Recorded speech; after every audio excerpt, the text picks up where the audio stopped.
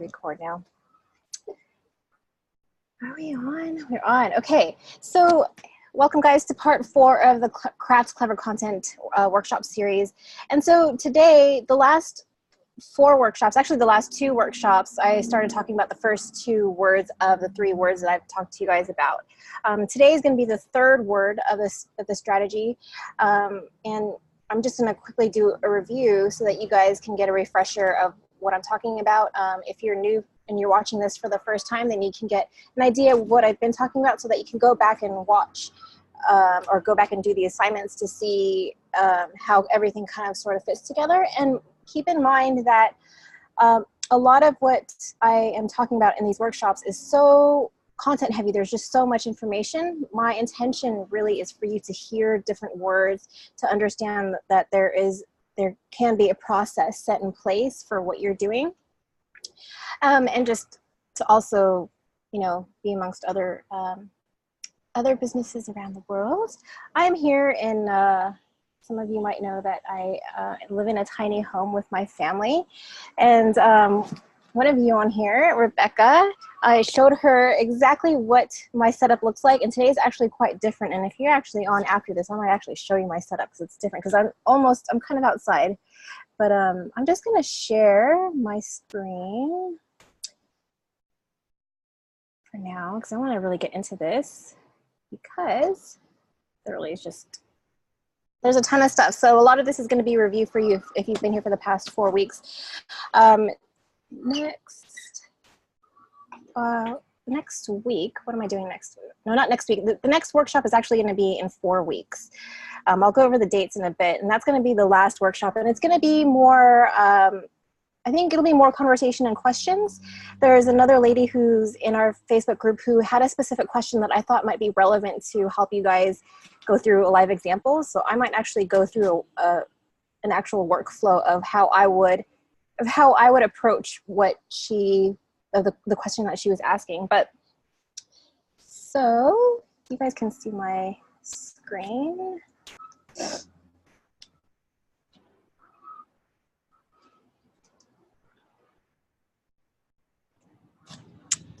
Cool, you guys good? Can you see? Okay, cool. I might actually, okay. So you've seen this slide in every workshop, and this digital sustainability kind of phrase word is something that I coined, partially because sustainability is almost one of those hype words that you hear almost in every industry, but also I think it's so true because I really believe in the idea of creating digital sustainability, because with all the tools and with all the noise in the industry, it's really, really hard to get seen and to get your name out there, especially if you're if what you're doing is something that a lot of people are doing. And so one of the things that's going to set you apart is your personality, who you are, and not necessarily what you have to offer. And so even though this workshop series isn't going to be around in 2 weeks, I'm planning another webinar, and some of you might know Di Downey. We're actually planning a webinar together because what she teaches is your values and your needs and how to use that almost as a grounding point, a foundation for anything you do, whether it's in your business, whether it's in your personal life. And what I really wanted to talk about is how your values are important when you're creating content, because they are very much in line with each other and aligned with each other as well. And so what if digital sustainability is actually easier than you expected? Because we get confused sometimes. And just to let you know that if you haven't received parts 1 and 3, the parts 1 and 3 replay, just let me know and I will send you the link. You'll have the video, you'll have the slides, you'll also have downloads to the assignments that go along with each section. And I promise you that the very, very last workshop, I probably won't have an assignment for you. I'll give your brain a rest. So just an idea of what's coming up for upcoming dates. I know at the moment, I have a couple of Zoom calls going on and people are coming in and out. So I have a kind of a VIP Zoom call with other business owners. And what that really is for other business owners who are, maybe they're global or maybe they're local, but they want to be able to connect with other business owners and see what they can learn and what they can teach as well in terms of creating a digital presence and really with a foundation in content. So they're fairly short, but really the intention is just to get people together and then see what topics are relevant to, to what they require for their business. And also, yeah, just having that connection is just amazing. On the 22nd of November, and actually Ms. Di Downey's on this call right now. This isn't confirmed, but I will have a conversation with her. But on the 22nd of November, I wanted to do a bonus session with my friend Di Downey, who is in Perth, Australia. And like I said earlier, a core of what she learns is around values and nature's principles, your values and your needs, and being able to understand what those are so that you can create a foundation in any area of your life. And I wanted to collaborate with her to learn about, or to show you guys how values are really the key driver to your content and how they're very connected and interconnected. Because a lot of, I've been able to, content marketing has been really more of a budding passion in the past couple of years, and it's kind of a subset of digital marketing as a whole. And a lot of the reason why I've been able to be really solid with my content marketing and confident about what I'm doing is because I've worked really closely with Di, really trying to figure out what my values were and really learning how to apply that to my business and my content.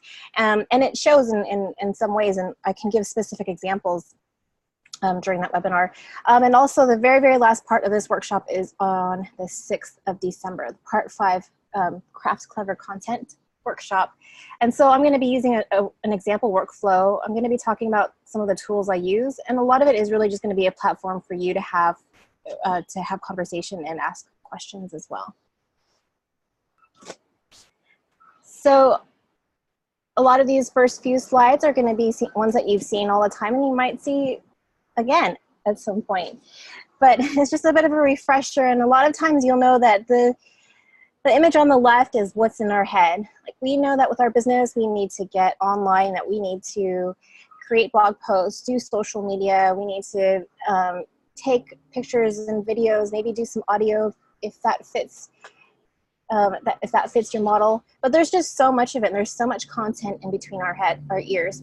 We already know our content. Now, really, it's a matter of taking that content and organizing it, just like what you see on the right side. And I think that because a lot of us struggle organizing our information, we lose a lot of confidence and we doubt ourselves. And so we just think, well, are we actually able to do what we do? Is this really something that I can be an authority in? And most definitely you can, but it's just also a matter of figuring out, okay, well, what do I need to do? What's the first step I need to take? And I've talked quite a bit about focusing on one, and these are just 3 examples to give to you, and that's focusing on one goal, one business goal, to give you a bit of direction, and that can be anything as far as, increasing your click rate can be a goal, building a list can be a goal, increasing email open rates, that can be a goal. And it could just be as simple as, getting likes or follows on a page. And it's really just coming from creating an intention, but also being able to figure out how you can measure that. One audience, talking about one voice, focusing on one voice so that people know that they're actually talking to one, I'm going to say entity, because essentially your business is one entity. And so a lot of you, it's actually really easy because you're the only ones in your business. But say you have 2 or more people, if you have teams in your business, you want to be able to understand what that one voice is for the organization so that when you're putting content out there, people are understanding, or people can see that one entity as, in a sense of being, to be a bit woo-woo out there, so that they don't get confused. And that one, focusing on one, helps you understand what type of customer, who your customer is and what they like, so that you can give them the right information. So if you know that if your audience is a bit elegant and loves nice, simple things, you may not give them a donut with a funny face on it. Maybe someone really just wants a simple donut just to eat. And so that would be useful if it would be useful for them to have the plain donut, because all they want is just the taste. They don't care about the looks. They just want the guts of it. So focusing on that one will help you find out exactly who that person is and deliver exactly what they're looking for. We talked a bit about repurposing content, where on the left, where the image on the right that you see is actually a redone version of the booklet on the left. So they're actually, it says Underground Home Selling Guide, but the lady who I was helping with this, she is a home stylist. And I know that she's very elegant. She loves the color pink. This guide on the left is something that she wrote 12 years ago. And the content, the juice of it is actually really, really good, but it needed to be rearranged a bit to fit her demographic. And so you don't necessarily have to start with new content all the time. In fact, I've repurposed a lot of my content in many, many different ways. So if you have content already, you can actually go back and figure out how you can rewrite them, how you can put it in a format that other people will ingest. You can even turn it into an audiobook. You can turn it into a video. You can turn it into a series of blog posts. You can do whatever you want with the content.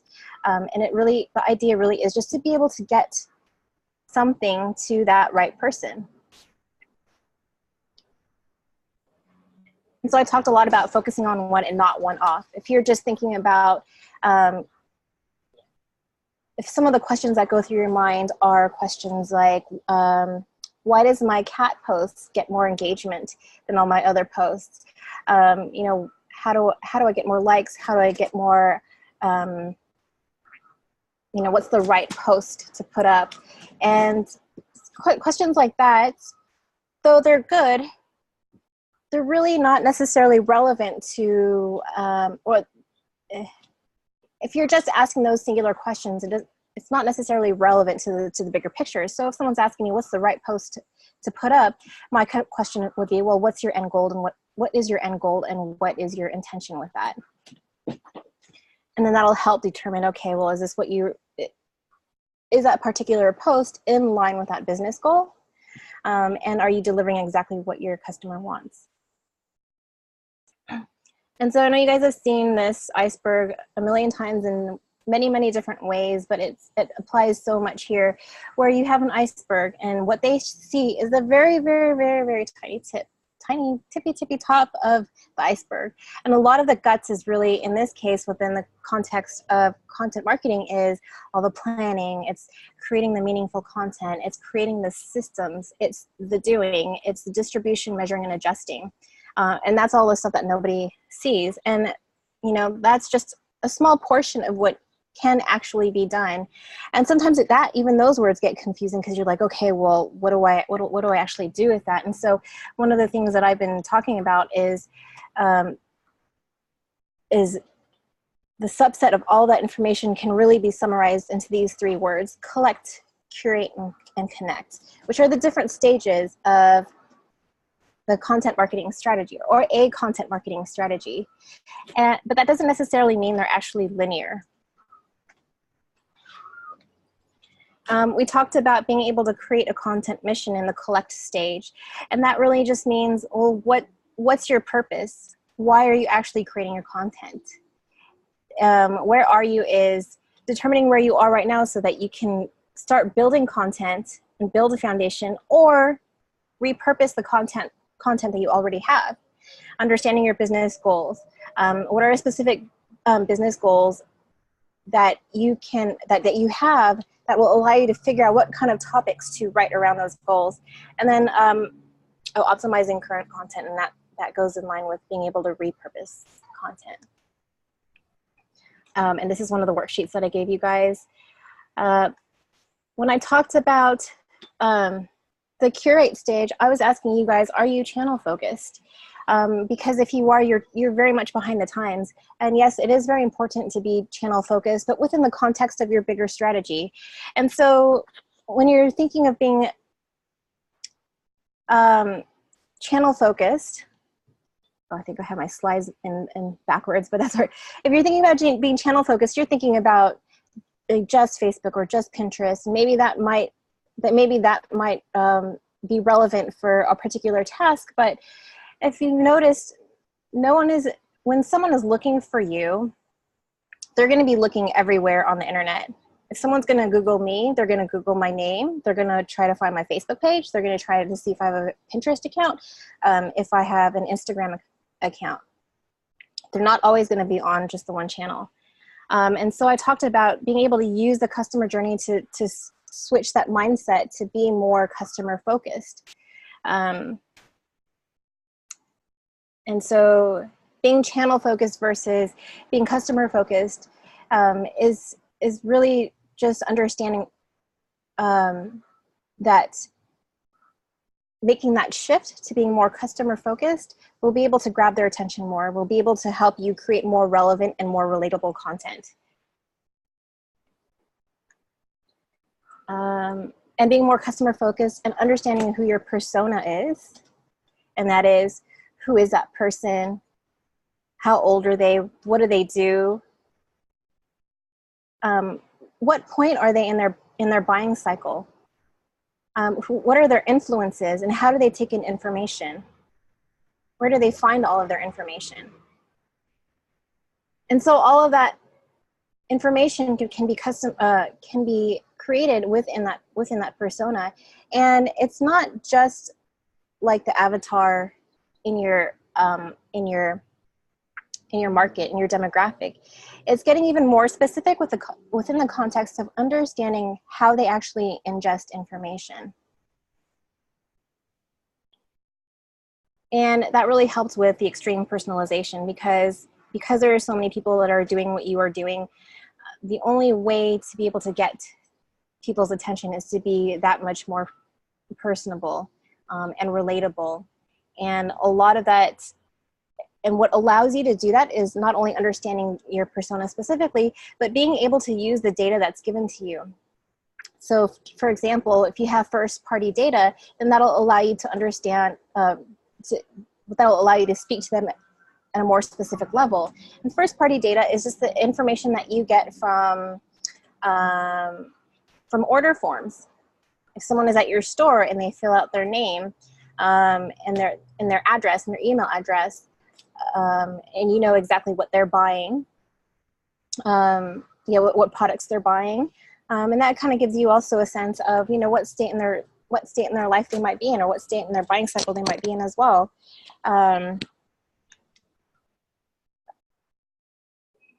Another way of getting first-party data is if you have a list, and I know in our VIP Zoom call yesterday that the topic of lists came up, and so if you don't know what that is, that's okay too, because we're going to be talking about that over the next couple of weeks. But that's really just being able to know who is on your list, and in order for people to get on your list, they have to fill out a form with their name and their email address. And then to get more first data information from your list, you can simply send out a survey. Sometimes I've even emailed my list asking for people to reply back, I've given them a specific question, and I'll say, if you want to get in touch with me, then just reply back to me. And people have actually done it.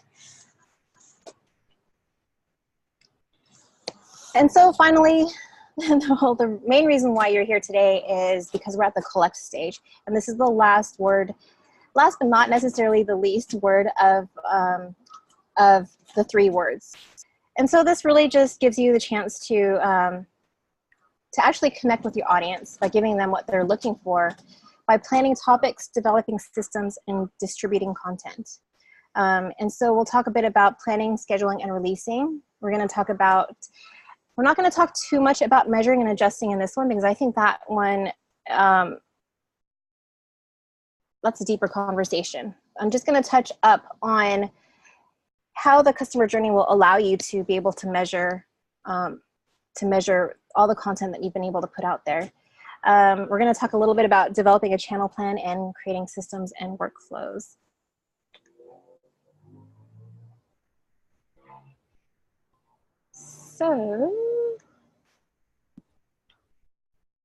So your channel plan.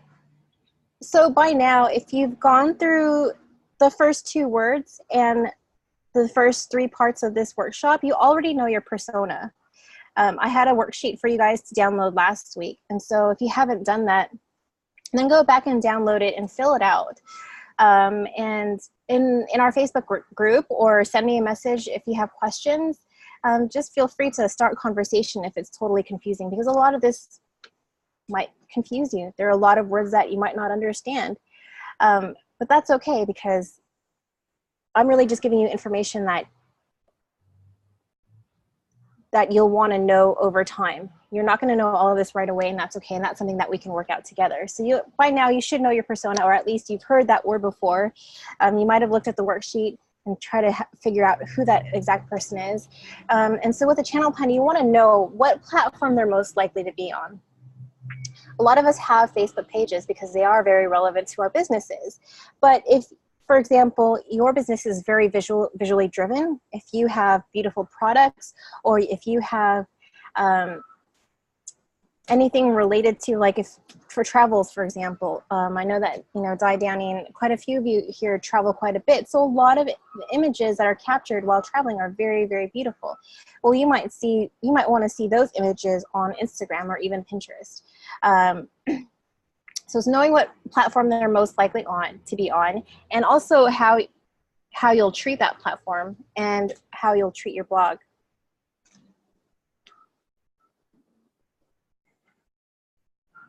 And so for each of the relevant channels, you'll really want to figure out what platform is your audience on, and who actually uses this channel. How is this channel used? Like I said, Instagram and Pinterest are very visually driven. You have Facebook, and you can put images and videos on Facebook, and it's very relevant, but you wouldn't necessarily put as many images on there as you would for, Instagram, for example. If you're using LinkedIn, well, a lot of that is really more, more business-based and more industry-related, rather than casual friendly conversations or people putting up the cutest cat picture. And so for a particular channel or platform, is that actually going to help you meet your objectives? And your objectives would be simply your business goals, and your longer term objectives. What results are you wanting to achieve? And what kind of content works best on this platform? And for example, is it image-based? Are there a certain amount of characters? Like, is there a character limitation for that particular platform? Is video best for that platform? Facebook does videos, but so does YouTube. But YouTube doesn't do text images or single frame images. It's all video, right? And what is the right tone for this platform? And how often will we post? What size image is required? I want to do a workshop on Canva, and I'm not too sure if, do any of you use canva.com right now? Yep, Lucy's saying yes. It's the one tool that I absolutely love, and I don't think I could live without, because I myself am not a designer. I know that if I have a base template that I have from my graphic designer, like the base colors, my logos, and the stylized backgrounds or whatever, I know that if I have that base, then I'm able to kind of recreate it or use it in a way that is congruent to my actual brand. But Canva is amazing because if, for example, I want to create an image for Facebook, I can actually use one of the Facebook size templates in Canva. And so let's say I'm in Canva. I'm not going to really show it now. You guys can have a look, but I will do a workshop specifically on that. Let's say I'm working on the Facebook post, but then I'm thinking, okay, shoot, actually my customers are on Pinterest and they're on Twitter. You can actually resize that image to the size specific to that platform. So what'll happen is when you're working in that image, you go to resize and it'll open up a couple of new tabs to those specific sizes, and I just kind of adjust the different images. And so that's really helpful when you're working with multiple platforms, because I used to try to do them by hand, and it's just exhausting when you're trying to resize things yourself. It's just a pain in the butt. So trying to use tools to help you do a lot of these is very, very, very, very helpful. Earlier this year, I created an annual content planner, and then you have access to it as well. And I'll have this link available later on, but just for your notes for right now, you can write it down and access it. And so this annual content planner is really to help you get all of your ideas out and organize your thoughts. And the idea really is to think about what you want to achieve over the next 12 months. Maybe have a theme, an overlying theme of that year.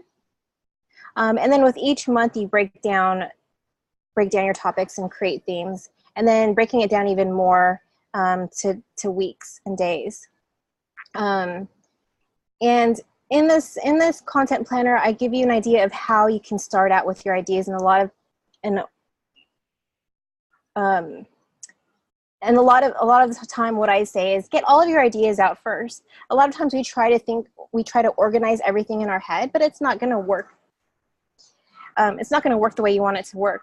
So the one focus that you want to do is get everything out of your head, and that is everything related to your business, the frequently asked questions that people ask you, those emails that you get or those calls that you get where people are asking you specific questions. You're going to get a whole bunch of them that are very similar, but there might be questions that people do ask that not other people ask, but maybe they are thinking in their heads. Get all of your ideas out first, make it look as messy as possible.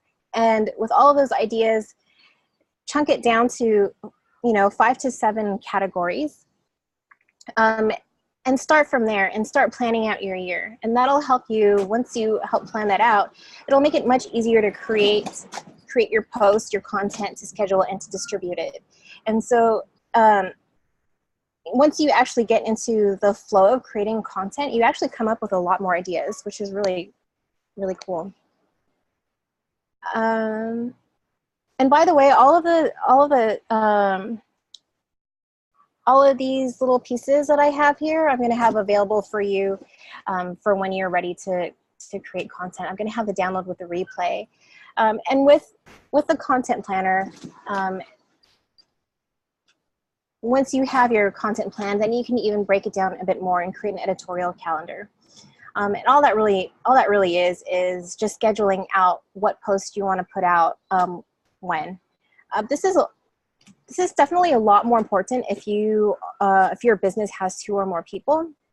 It's actually still very important if it's just you doing it, because it helps you keep track of what you posted, what you want to post, what you posted, and it helps you plan it out, just a bit more.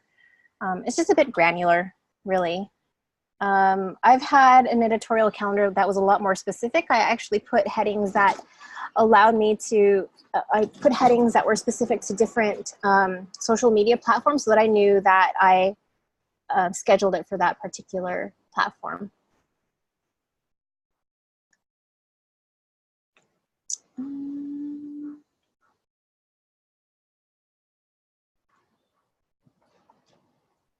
Oh, and this is the sheet that I'm going to end up sending you guys later. So it's just the same thing. I just clicked on the link there.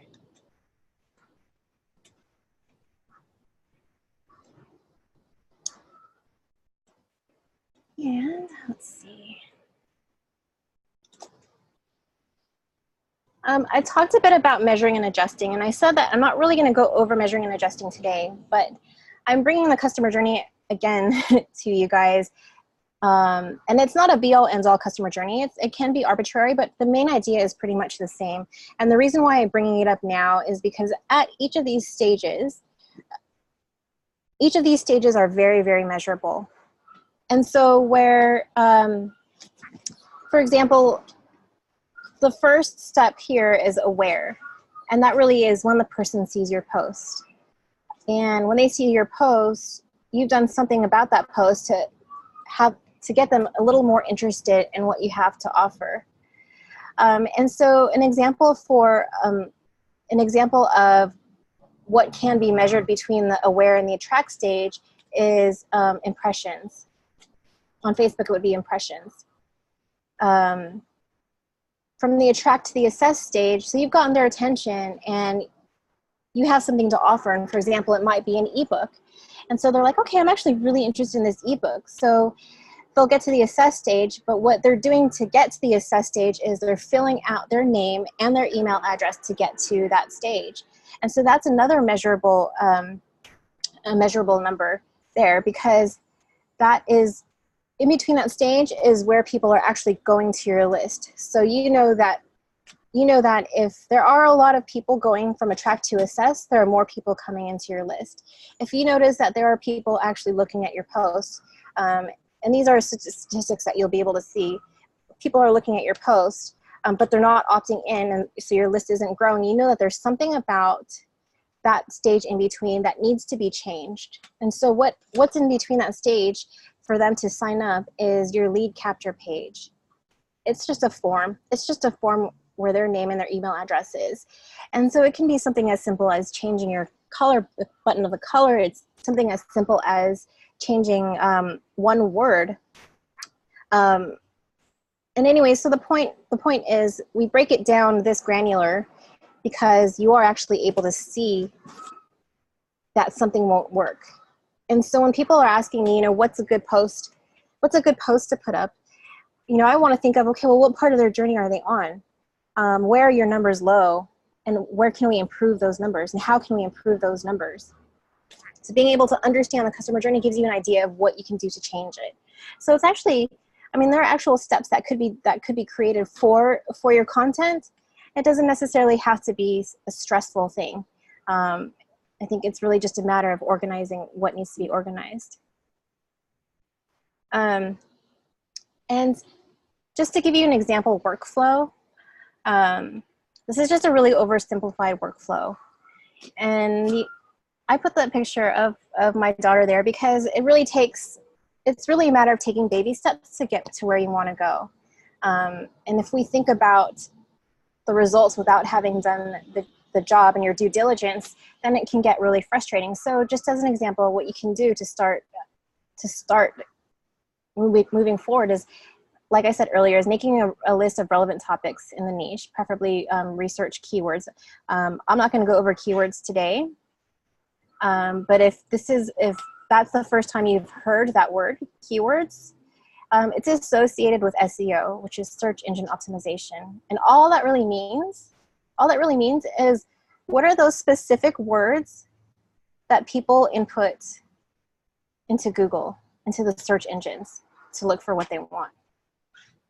They're just words, nothing too complex. And that's one thing that I can talk about too, is how to do keyword research, but we don't have to worry about them right now. Make a list of those relevant topics, organize them into categories, schedule content dates. And for each topic, either do some sort of a mind map or create an outline, brainstorm important tips, and just write everything out. Write a first draft of a long form post, and a long form post is just 1,000 to 2,000 words. Now some people ask me, well, do people really want to read a long post? And I think it really just depends on, what part of their journey they're on, and how much of a follower they are, and how much information that you have that is valuable to them to learn. If I've been following someone for quite some time, I'll want to read a long post because I want to know exactly what they have to say because I've been following them. After you write that long form post, just edit and refine it, add a feature image, and possible related images and create different image sizes for each channel, post it, and syndicate it. Syndicating simply means taking that post that's on your blog and putting it to all the different social media areas that your customer will be on. Again, this really isn't really anything for you to necessarily try to figure out right now, but these are some of the things that I'm going to be talking about and getting deeper into as time goes along and coming into the new year. A lot of what I'll be talking about is very much, will be very much how-to sessions. And yeah, I think, what is your assignments? I have the last bit of the strategy that I'm going to have for you, which have all of these written down. The workflow, which has the worksheet for you to figure out your channel plan. And the last workshop is going to be on the 6th. If you're in Australia and New Zealand, it's the 6th of December. If you are in the States, it's going to be the 5th of December. And I'm going to be going through an example workflow. One of the ladies in the Facebook group had a specific question about creating it was like an ebook or an informational book for her industry, and I wanted to share with you what I would think of if I wanted to create something like that. And then it'll also be, you know, questions for you and being able to connect with anyone else who is on this workshop. So the last workshop isn't in 2 weeks. It's not in a fortnight. It's in a month. A little less than a month. But I'm trying to confirm. But in 2 weeks, I am trying to confirm a workshop with a friend, and we're going to talk about, or the proposed topic is really how your values, how your personal values actually relate to the content that you produce for your business. And so, yeah, I'm gonna just stop this. I know today was a lot of information, but also just wanted to see if maybe one thing that you picked up today, maybe that you're gonna work on for the next couple of weeks or next few weeks, or if you have a question. So feel free to unmute yourself if you have a question or comment. Or not, that's okay. Oh. Regina, you talked about the content on the platform, I think it was what content works. Yep. And I was wondering, is that actually related to your target market, or is that really related to the platform? So what's the first part of the question? Like what content works? It's kind of a bit of both, right? I mean, really, it is obviously about your customer because you want to know how to speak to that particular person, but also each platform has a different way of formatting information, whether it's going to be an image, right? Whether there's text, maybe text isn't even allowed, or maybe you put text somewhere else. Yeah. All right, slightly so different. That's what you mean. All right. Yeah, does that help? Yeah. Oh, well, I was sort of saying, like, what I was thinking was that if you were saying looking for a particular market, like we know that LinkedIn is really business orientated. Mm. All right, and then we know, you know, Facebook, well, it was social, but now, you know, some of those chat programs have really taken over for the younger kids. Yeah. So we're seeing now that Facebook has really becoming the ads and, you know, getting clients in there. So I think from what I'm seeing that Facebook is becoming a little bit more of a business side now. I would say in some sense, but I also would say because of the industry that you're in, you're exposed to that because a lot of your Facebook friends or a lot of the groups that you're in are around that. So it really I think it really is specific to a Facebook user's intention to use Facebook. Yeah. You know what I mean? All right. So, I mean, that's just my personal opinion. All right. So do you use multiple channels? Do I use multiple channels? Sorry? Do I use multiple channels? Is that Yes. what you're asking? Oh, Yes. always. All right. So are you looking for the same audience in all those channels? Yes. Right. Yeah. But you will sorry, keep going. The only thing is what I focus on first is what channels my audience is most likely to be on. Yeah. And I still use the other channels and try to find my audience there. But if like, for example, I still use Twitter, but I haven't done much research on Twitter in the past 2 years, I think, as far as my demographic, and it's slightly changed a bit, just because I'm not focusing on that. And so even though I syndicate to Twitter and Pinterest and other channels, I mainly focus on well, right now I'm just really focused on my building content on my blog, but I'll post it on Facebook or LinkedIn. Yeah. All right. So my part of the question is, if you're using 2 different platforms for the same customers, right?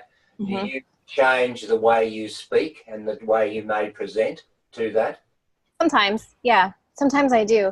If I've written a blog post, the blog is obviously just going to be written once. But sometimes I'll just share the link and just do a write-up, but it will be slightly different depending on the platform. Because even though there are business people on Facebook, the tone will be slightly different on LinkedIn, because as you say, it's more business oriented. Yeah. All right. Good. That answers it. Thanks. Yeah.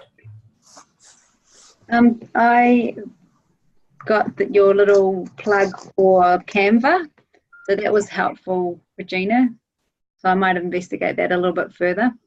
And the other thing that I got was just that there's a lot more planning that I need to do, especially if you want to make a year schedule. But I think that work initially to plan you'll get the benefit from it when your year rolls out from your scheduling. Would that be about right? So can you plan, create the content, and then sort of book your times for when that content's going to be sent out? Yeah, you can schedule it. Yeah. Can you ask that in a different way? I feel like I'm... Oh, no, I wasn't asking a question. I was just saying what I've learned. Yeah, so just that there's a bit more planning to do in the sense of going for a year, deciding on your marketing strategy for that year. Yeah. Yeah, and it'll change. It could change. But I think the most important takeaway is to be agile, to be adaptable, because if it changes, then you just adjust your schedule. And for me in particular, specifically for me, because I've kind of struggled with schedule and being a mother, I can't really plan that far out, especially since we're very nomadic. So a lot of my scheduling will be, 3-month chunks. And even that gets changed because my days are so different. Does that help? Yeah. Yeah. Excellent. Would you want me to, I know I'm not going to do an in-depth Canva tutorial, but do you want me to kind of show you really quick? I did just quickly jump online while you were talking and had a quick quiz. Yep.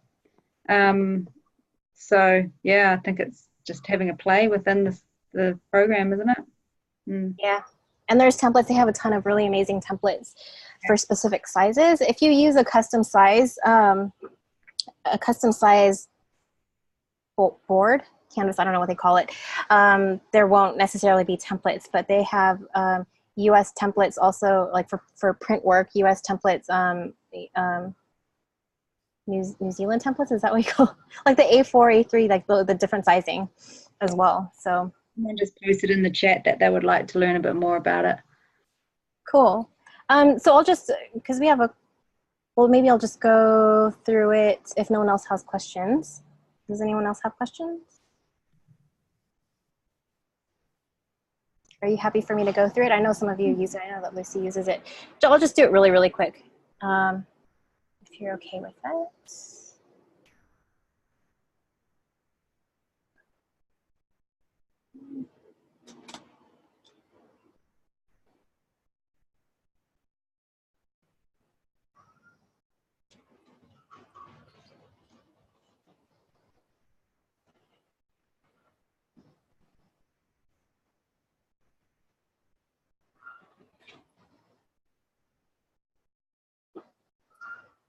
So I thought I had it open.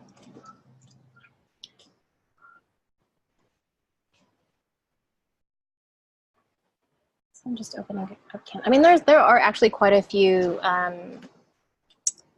tools similar to Canva, but I've always stuck with Canva, and they're always improving. And this is what the main page looks like, and this allows you to just create a design. These are just examples of different posts, and it gives you the sizes below.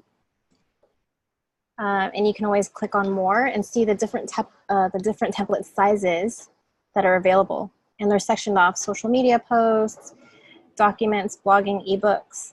That book that I showed you guys earlier from the Home Stylist, it was I created it in Canva, and it was a 28-page kind of mini booklet that I created in the marketing materials. So for example, if I wanted to, let's do an Instagram post. If I wanted to do an Instagram post, I click on that. And then on the left, you can see there's different templates that you can use. And they're all really, designed really well. And when you click on it, it pops up on this little, I guess, canvas here, and you can edit the text. You can select the different items. You can change the different colors. You also have the ability to add different elements. So,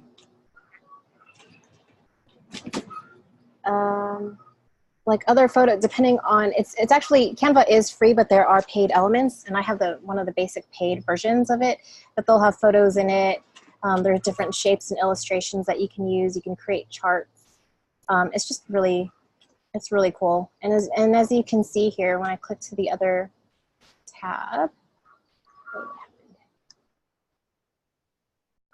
if I close this, you can just see all of the work that I've done using Canva. I mean, I use a number of different tools sometimes. So for example, like with this particular image here,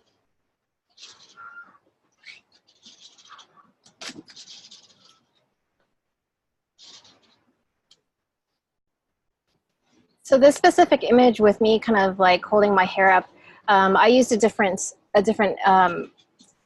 image application to take out the background, but most of it is just all in Canva. So, cool. Thank you. That was great. You're welcome.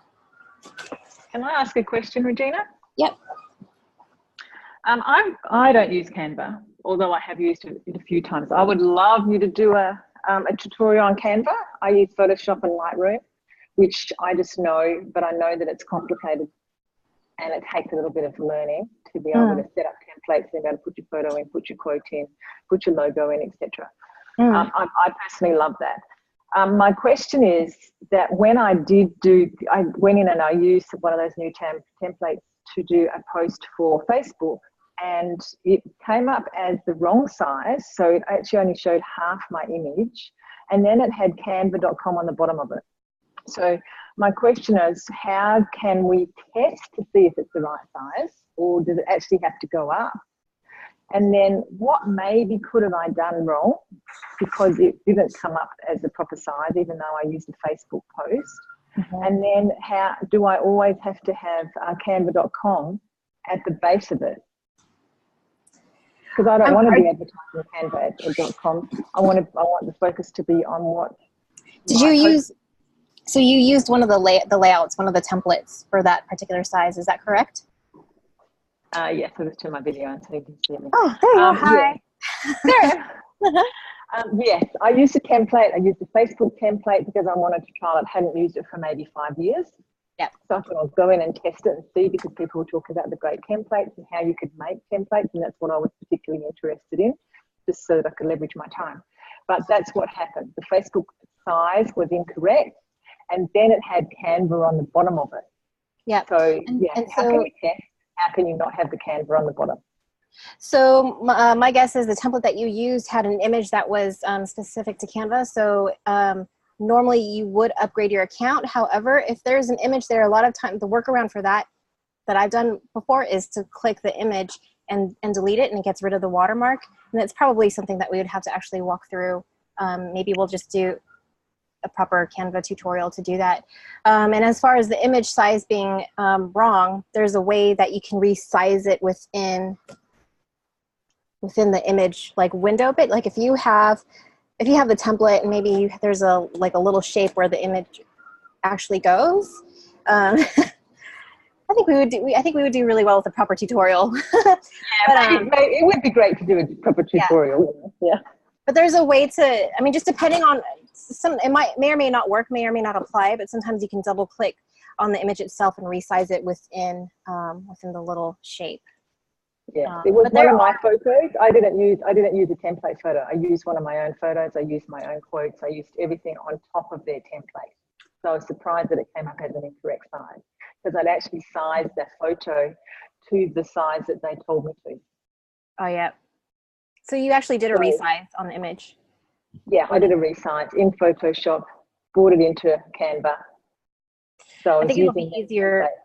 I think it'll be easier if we actually do a walkthrough on it. So we might need to start doing some tutorials together.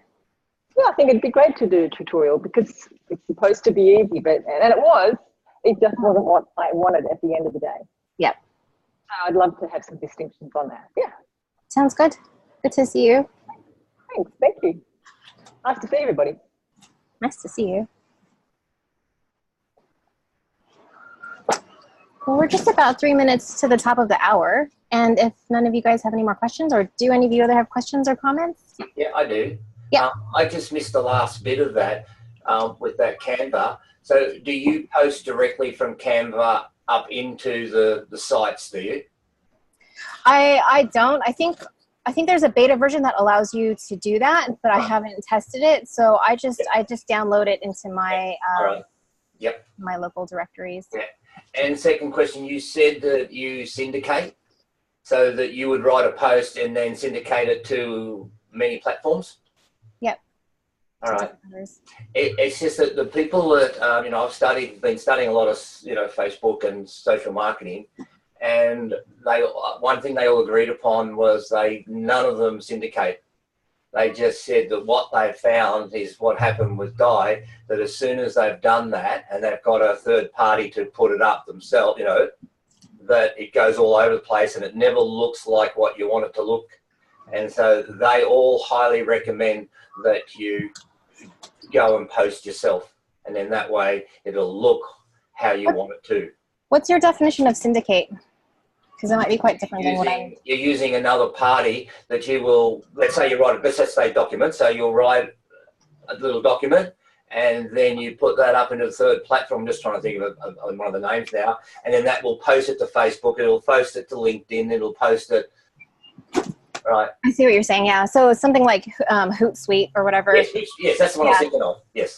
I don't actually. So when I'm thinking of syndicating, I am thinking of the concept of posting it to multiple platforms, but for the most part, I do it manually because I get really picky because of that exact reason, which I'm actually quite glad that you brought that up because, and so what Victor is talking about is just different tools will allow you to post to multiple platforms at the same time.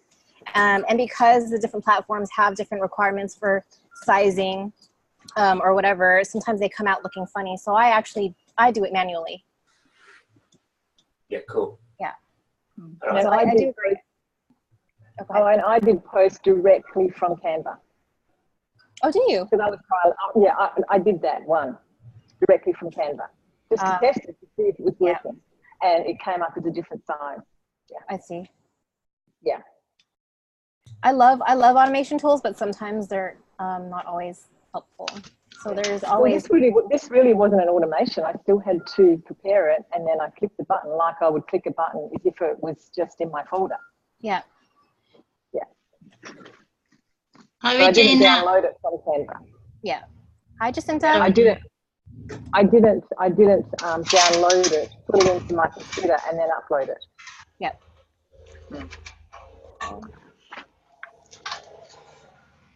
Regina, this one. Sorry, I keep interrupting, Di. I'll mute. Oh. I think you can go ahead, or who? Oh, go ahead.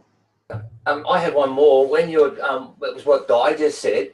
Is there any way that you can test?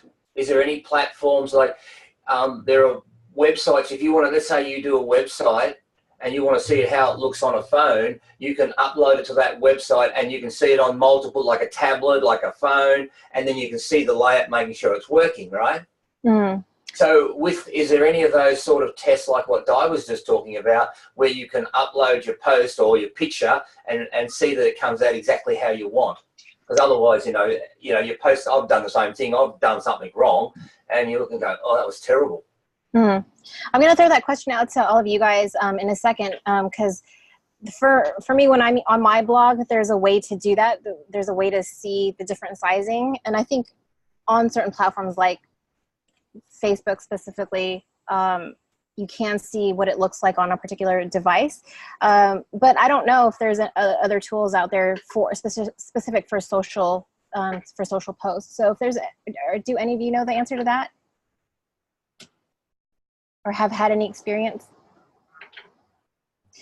So for my blog, I use the Divi theme, which is part of Elegant Themes, and it gives you the ability to select which device you want to kind of view your post on. But I think that's quite different than actually doing social posts. So. Yeah, that was one of my questions is, how can you go and test? Because I had to test by actually putting it up. And I left it up because it was in one of my private groups. I don't know if you actually saw it. And I thought, oh, it doesn't matter. I can actually talk about that later. So you could use that post. It's in the Die Downing method as an example that it went up incorrectly. When did you post that? Was that recent? Yeah, well, maybe a couple of weeks ago. Okay. Yeah. And I want to thank you for mentioning the importance of the values, because, so many people go all over the place as to just post something to post something. So yeah, I really, really wanted to reiterate your comments on people getting really clear. And yeah, it's a bit of a a trendy thing. You've got to know your values, but most people have no clue what they are, and then they don't know how to evaluate them. So yeah, good point. I think it's, I know we're a bit over time, but it just, as a comment to that, I think it gets really, really, really frustrating knowing that you have to shift your mind towards understanding that the values are kind of the core of who you are, because we're not taught that way. And so I guess it's just a matter of like creating new habits, but then just like you taught us, or you taught me, I see it everywhere. And so I know that when I'm frustrated, not just with content, but just in life in general, and I'm feeling pretty low, I'm like, okay, what are my values again? Am I working towards that? What do I need? And am I doing that? And then once I get to that mindset, I'm like, okay, I feel much better. Yes, because of course there's always going to be the paradox in there that we're not really just talking about the values. There is the other aspects that go to that as to what do you need? Then what are you really putting up with, which stops getting the values met? So it's not just a simple process of what do you think is important. And for the rest of, Sorry. Well, for the rest of you watching, whether it's in a couple of weeks or however long it is, Di and I are going to do that, the webinar about connecting your values with your content. So thank you for your inputs. We're definitely welcome. And we're definitely over time, but I just wanted to thank you all for coming on, and I'm looking forward to seeing you definitely in a month, tentatively in a couple of weeks, if we'll confirm that, but definitely I'll see you soon. Cheers, guys. Okay, bye.